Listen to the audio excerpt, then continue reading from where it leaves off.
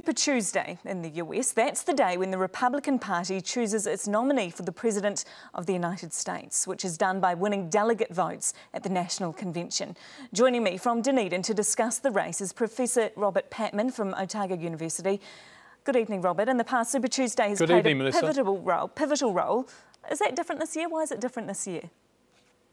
Well, it's a much closer and more seesaw contest at the moment. We have something like 1,148 delegates. That's what you need to win the contest. At the moment, Mr. Romney has about 163. Rick Santorum has about 83, and Mr. Gingrich has about 32. So at the moment, no one's clearly way out in front. And although there's 437 delegates up for grabs at Super Tuesday, and it will have quite an impact, perhaps intensify the competition. At the moment, there's no one who looks like so far in the lead that should they win Super Tuesday, it will clinch it for them. So if we took a closer look at Romney, because he, I guess, is the front runner, but he's also making a lot of major gaffes, isn't he? Well, the problem with Mr. Romney is that he looks to the independent vote in the United States, the person who can provide the most credible challenge to Mr. Obama.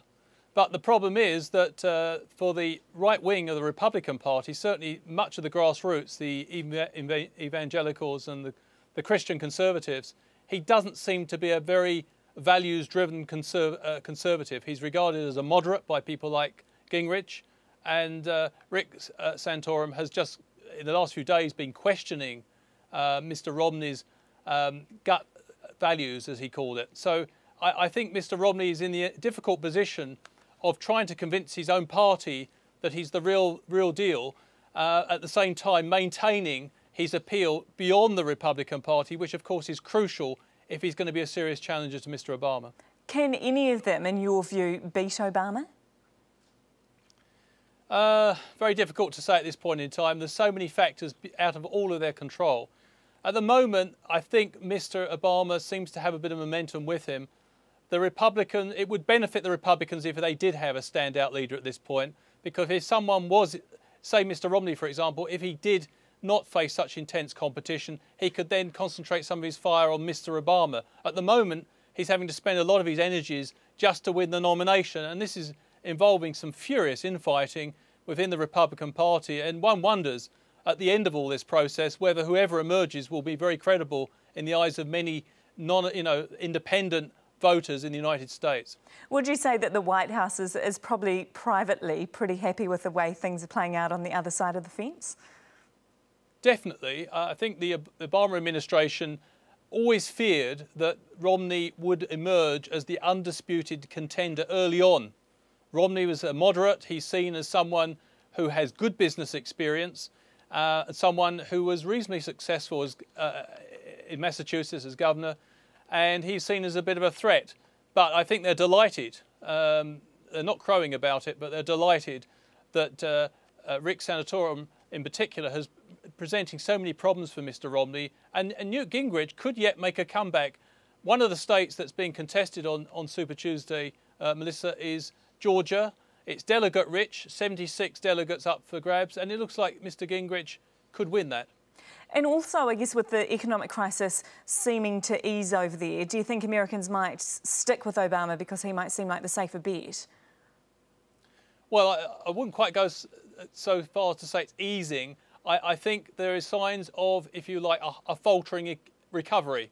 But certainly, more people are finding jobs, and there seems to be more optimism generally in the air economically. And that's good news for Mr. Obama. That I think on balance, many Americans realise, even Republicans, that this crisis that has afflicted the United States so savagely since 2008 was not caused overnight by the Obama administration. It was in the making for many years under the previous administration.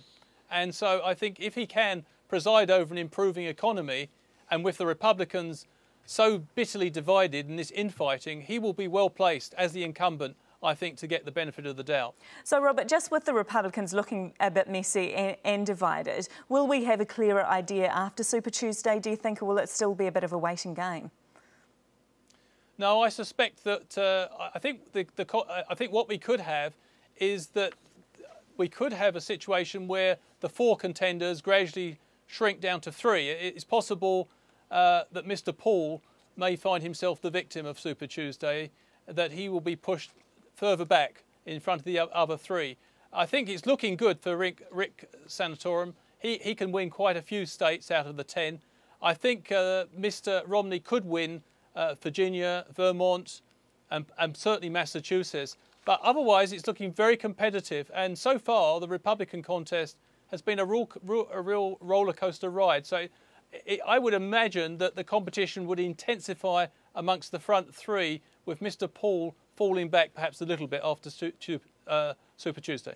Great, thanks Rob. It'll be a very interesting race over there. Thank you. It's Professor Robert Patman from Otago University.